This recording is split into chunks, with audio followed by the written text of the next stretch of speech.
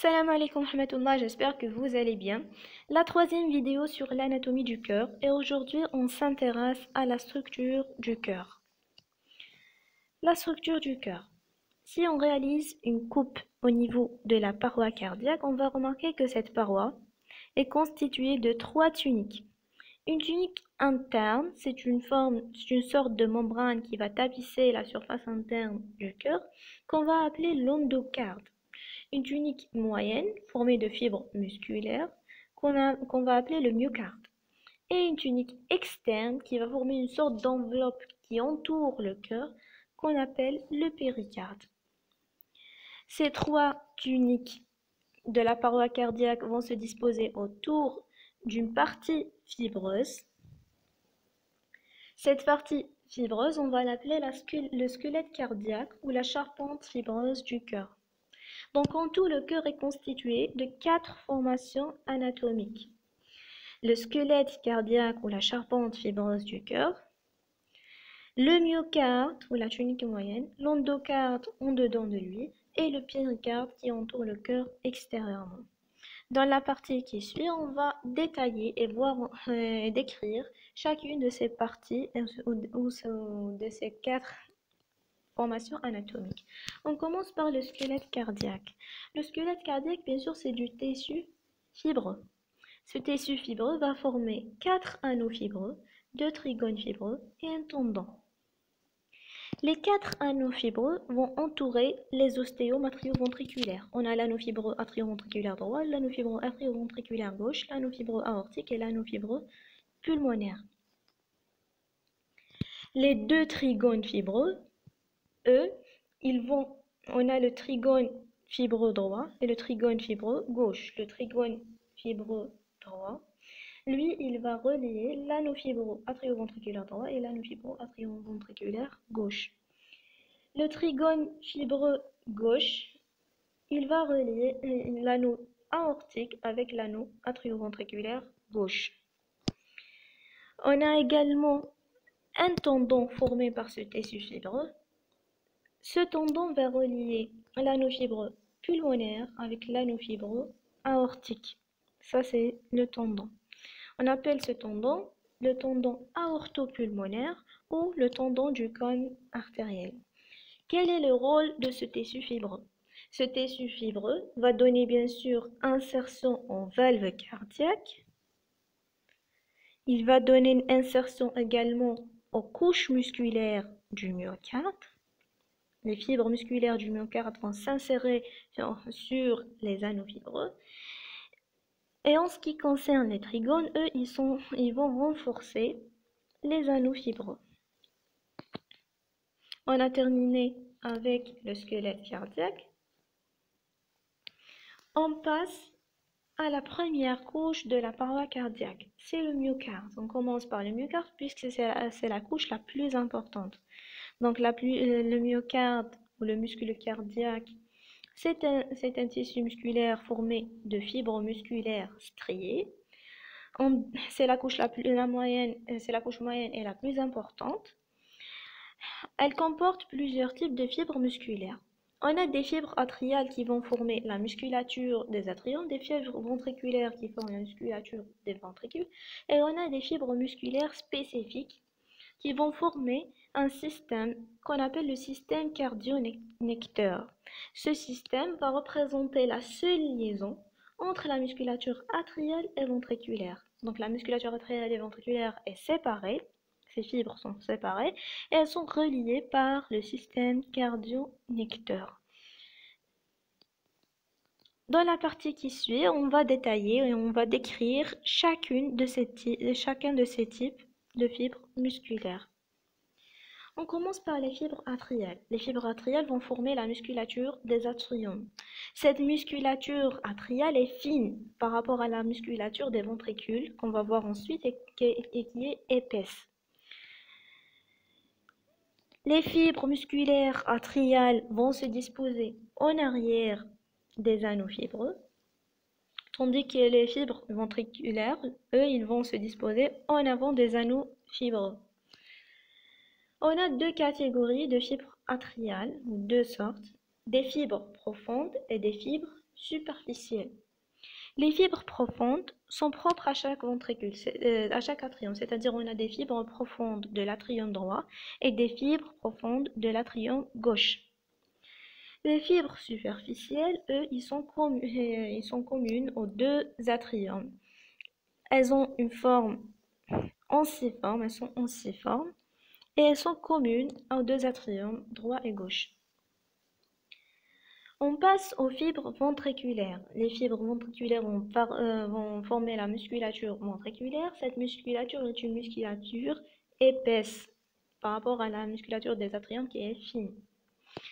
Ces fibres, on a dit que ces fibres vont se fixer en avant des anneaux fibreux. On a également deux types, des fibres ventriculaires profondes et des fibres superficielles. Les fibres profondes sont propres à chaque ventricule, des fibres profondes pour le ventricule droit et des fibres profondes pour le ventricule gauche. Et on a des fibres superficielles qui sont communes aux deux ventricules. Ces fibres superficielles vont former une sorte de tourbillon au niveau de l'apex du cœur. Le troisième type de fibre musculaire qui forme le myocarde, c'est le système musculaire cardionecteur ou le système musculaire cardionecteur. Ce système est un système musculaire spécifique puisqu'il est formé de fibres musculaires différentes des autres qu'on appelle les myocytes myocardiques. Ces myocytes myocardiques vont jouer le rôle d'un pacemaker du cœur. Qu'est-ce que ça veut dire un pacemaker? C'est-à-dire ce sont ces fibres musculaires qui vont donner naissance au rythme cardiaque de base. Donc ils sont responsables de l'automatisme cardiaque, la contraction automatique du muscle cardiaque, et également la propagation de l'influx nerveux des atriums au ventricule et la coordination de leur contraction, c'est-à-dire la coordination de la contraction atriale avec celle du ventricule. Ces myocytes myocardiques vont former des amas cellulaires qu'on va appeler des nœuds et vont former également des faisceaux. Les myocytes myocardiques vont former des nœuds. On a deux nœuds importants, le nœud sinusal et le nœud atrioventriculaire. Le nœud sinusal, on l'appelle également le nœud de Keteflach. Ce nœud est situé dans la paroi postérieure de l'atrium droit, ça c'est l'atrium droit, dans sa paroi postérieure, en dehors de l'ostéum de la veine cave supérieure, on a le nœud sinusal ou le nœud sinuatrial. Bien sûr, ce nœud, c'est le nœud le plus important puisqu'il va donner le rythme de base, le rythme cardiaque de base. On parle de rythme sinusal. On a un deuxième nœud qui est le nœud atrioventriculaire. On l'appelle également le nœud d'Aschoff et Tamarin. Ce nœud, lui, il est situé dans la paroi inférieure de l'atrium droit, en avant de l'ostéum du sinus coronaire. Ça, c'est le son du sinus coronaire. En avant de lui, on a le nœud atrioventriculaire. Ces myocytes myocardiques, en plus de ces deux nœuds, vont former des faisceaux. On a d'abord des faisceaux internodaux. Les faisceaux internodaux vont relier les deux nœuds sinusal et atrioventriculaire. On a un faisceau internodal antérieur, un faisceau internodal moyen et un faisceau internodal postérieur. Le faisceau internodal antérieur, lui, va donner un autre faisceau qu'on appelle le faisceau de l'atrium gauche, ou bien le faisceau internodal accessoire. Trois faisceaux, antérieur, moyen et postérieur. Le nœud atrioventriculaire, lui, il va donner naissance à un faisceau qu'on appelle le faisceau de His, ou bien le faisceau atrioventriculaire. Ce faisceau de His ou atrioventriculaire va prolonger le nœud atrioventriculaire dans le septum atrioventriculaire, puis il va pénétrer dans le septum interventriculaire. À ce niveau, il va se diviser en deux branches, une branche droite et une branche gauche. Et les fibres vont se terminer dans les parois ventriculaires en réseau On appelle ce réseau le réseau de Purkinje.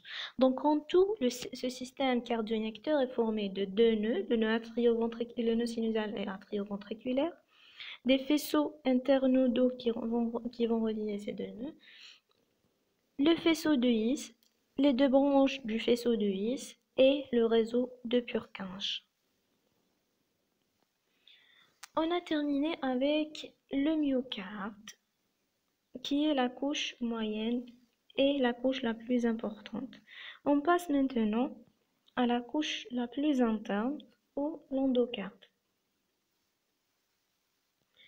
L'endocarde, comme on a déjà dit, c'est une fine membrane qui tapisse la surface interne des cavités cardiaques. Quel est le rôle de cette membrane? Elle va séparer le myocarde du sang qui circule à l'intérieur de la cavité cardiaque. Vous allez voir cette membrane endocardique plus en détail en histologie. La dernière tunique, c'est la tunique la plus superficielle qu'on appelle le péricarde.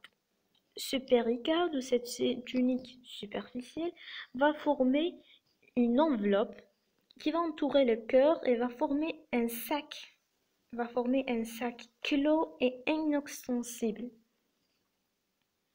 On dit que cette enveloppe ou ce sac, il est fibrocéreux, puisqu'il est constitué de deux parties, une partie fibreuse et une partie séreuse. La partie fibreuse, c'est la partie la plus superficielle, c'est ce que vous voyez en bleu. La partie séreuse, c'est la partie profonde, en vert sur le schéma.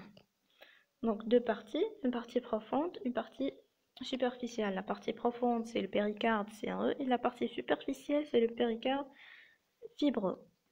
On décrit chacune de ces deux parties du péricarde. On commence par le péricarde séreux ou la tunique ou la partie profonde du péricarde. Le péricarde séreux, lui, il est formé par deux feuillets. Un feuillet viscéral et un feuillet pariétal. Le feuillet viscéral, on l'appelle également l'épicarde, c'est celui qui va entourer directement le cœur et tapisser la surface externe du myocarde directement.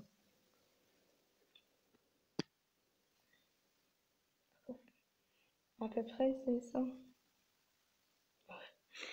L'essentiel. C'est la partie qui va tapisser les surfaces externes du cœur directement.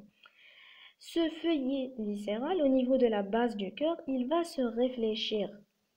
Il va donner naissance au deuxième feuillet qui est le feuillet pariétal.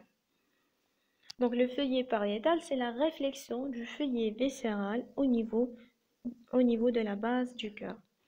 Ces deux feuillets vont former entre eux une cavité on va appeler cette cavité la cavité péricardique. Elle contient une lame de liquide, c'est le liquide péricardique. On a comme remarque, le péricarde, on a dit que le feuillet viscéral va se réfléchir au niveau de la base pour former le feuillet pariétal. Ces deux feuillets ne vont pas recouvrir totalement les atriums. On a toute une surface des atriums qui est dépourvue de péricarde séreux. Toute cette surface est dépourvue de péricarde séreux. Pourquoi on a cette surface, cette région dépourvue de péricarde? En fait, chez l'embryon, le cœur était relié à la paroi thoracique par un méso. Qu'est-ce que ça veut dire un méso? Un méso, c'est un accoulement de deux feuillets de séreuse qui va relier un viscère ou un organe au reste de l'organisme et plus spécifiquement à la paroi thoracique et à la paroi abdominale. Par exemple, vous allez voir en digestif les mésentères, ce sont les mésos de l'intestin grêle. Vous avez le mésocolon, c'est le méso du côlon. Vous avez le mésogastre, c'est le méso de l'estomac. Vous avez également le mésovarium, c'est le méso qui va relier les ovaires à la paroi. Donc, un méso est un accolement de viscères qui va relier un organe ou un viscère. C'est un accolement de sérose qui va relier un viscère ou un organe à la paroi. Au cours de la vie embryonnaire, le cœur avait un méso qu'on appelle le mésocarde postérieur. Et puis, au cours du développement, ce méso a disparu, il a dégénéré. Donc, on aura cette surface dépourvue de péricarde qui représentait chez l'embryon le mésocarde, la région d'attache du mésocarde postérieur. Donc, ça, c'était la remarque. On a dit que le péricarde séreux était formé par deux feuillets, un feuillet viscéral qui va se réfléchir au niveau de la base du cœur pour former le feuillet pariétal. Cette réflexion va se faire selon deux lignes, une ligne antérieure et une ligne postérieure. Deux lignes de réflexion, une ligne antérieure et une ligne postérieure. La ligne de réflexion antérieure. Cette ligne va se faire autour d'un pédicule artériel. Qu'est-ce que ça veut dire un pédicule? Un pédicule, c'est un ensemble de vaisseaux ou de nerfs qui est dédié à un organe. Ce pédicule artériel, il est formé par deux artères, l'aorte ascendante, ça c'est l'aorte ascendante, et l'artère pulmonaire ou le tronc pulmonaire.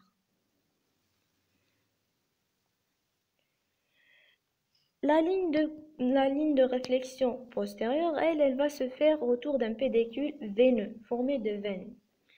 À droite, ce pédicule va entourer la veine cave supérieure, la veine cave inférieure, la veine pulmonaire droite supérieure et la veine pulmonaire droite inférieure. À gauche,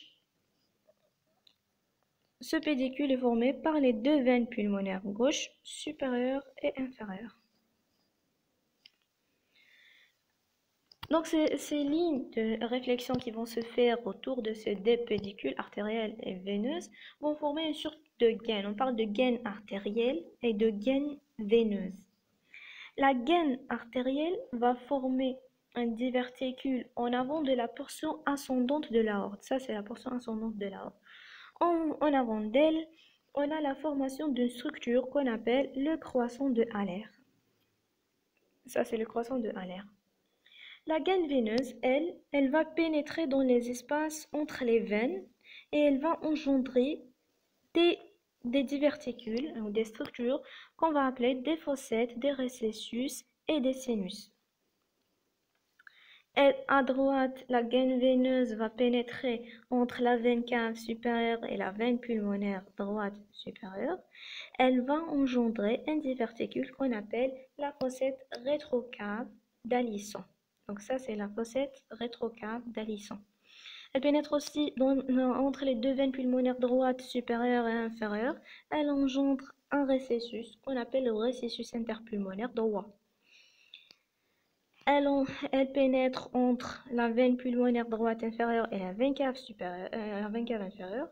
Elle engendre un diverticule qu'on appelle le récessus cave inférieure. Donc, à droite, trois diverticules, la fossette rétrocave d'Alisson, le récessus interpulmonaire droit, le voici, le récessus cave inférieure. À gauche, elle va pénétrer entre les deux veines pulmonaires gauche supérieure et inférieure. Elle engendre un récessus qui est le récessus interpulmonaire gauche.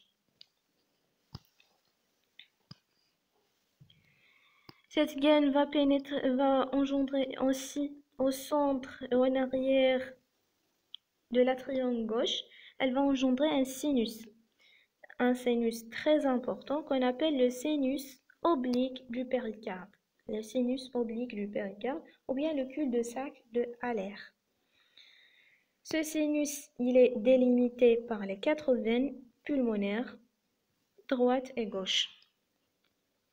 On a le sinus oblique du péricarde et on a également le sinus transverse du péricarde. Le sinus transverse du péricarde, il est appelé également le sinus de Thel. Ce sinus, lui, il est situé entre les deux lignes de réflexion, la ligne de réflexion antérieure et la ligne de réflexion postérieure. Entre ces deux, on a le sinus de Thel ou le sinus transverse du péricarde. Ce sinus, il a la forme d'un arc, il est arciforme, un canal arciforme. Ce sinus, il présente deux orifices, un orifice droit et un orifice gauche. Deux orifices, un orifice droit, le voici, et un orifice gauche. L'orifice droit, il est situé entre l'aorte, entre l'artère pulmonaire. Pardon, l'orifice droit, il est situé entre l'aorte ascendante, la veine cave supérieure et l'atrium droit. L'aorte ascendante, la veine cave supérieure et l'auricule droit. Entre ces trois formations, on a l'orifice droit du sinus transverse. L'orifice gauche, lui, il est situé entre l'artère pulmonaire et la veine pulmonaire gauche supérieure. Entre l'artère pulmonaire, la veine pulmonaire gauche supérieure, entre ces deux, on a le sinus, l'orifice gauche du sinus de Thel.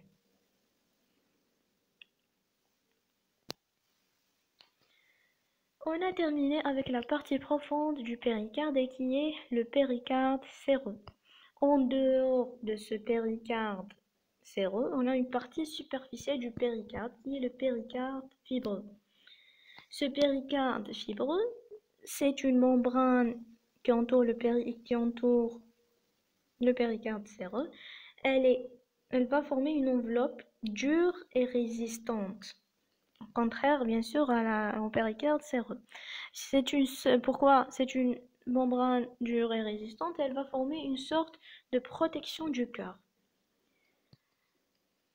Cette enveloppe a la forme d'un cône. Ce cône va reposer sur le centre phrénique du diaphragme, c'est-à-dire la partie fibreuse du diaphragme. Elle va se continuer en haut par l'adventice des gros vaisseaux. Ça, c'était les deux feuillets du péricarde, les deux parties du péricarde, le péricarde séreux et le péricarde fibreux. On a terminé la description des formations anatomiques qui forment le cœur, le squelette cardiaque, le myocarde, l'endocarde et le péricarde. Maintenant, on termine la vidéo par voir les moyens de fixité du cœur. Les moyens de fixité du cœur ce sont les moyens et les ligaments qui vont fixer le cœur dans sa place à l'intérieur de la cavité thoracique. Ces moyens de fixité vont lier le cœur aux viscères thoraciques. Également, ils vont le relier à la paroi thoracique. Donc, on a des ligaments viscéraux et des ligaments pariétaux. Les ligaments viscéraux vont relier le cœur à la trachée, aux bronches et à l'œsophage. On a le ligament œsophageux péricardique qui va lier le cœur à l'œsophage. On a le ligament trachéo-péricardique. On a le ligament broncho-péricardique. Les ligaments pariétaux vont relier le cœur à la paroi thoracique, notamment au diaphragme, au sternum et à la colonne vertébrale. Les ligaments qui vont relier le cœur au diaphragme, c'est les ligaments phrénico-péricardiques. On a le ligament phrénico-péricardique antérieur et le ligament phrénico-péricardique droit. Les ligaments qui relient le cœur au sternum, en nombre de deux, le ligament sterno-péricardique supérieur et le ligament sterno-péricardique inférieur. Les ligaments qui vont relier le cœur à la colonne vertébrale, ce sont les ligaments vertébro-péricardiques. Ça, c'est les ligaments vertébro-péricardiques. Ces ligaments vont s'insérer sur l'aponeuvrose verticale à partir de la 6e vertèbre cervicale, c'est-à-dire la 6e vertèbre du cou, à la 4e vertèbre thoracique. On a terminé la vidéo d'aujourd'hui. Si vous avez aimé la vidéo, abonnez à la chaîne, laissez un j'aime et laissez un commentaire. Je vous remercie énormément et à bientôt.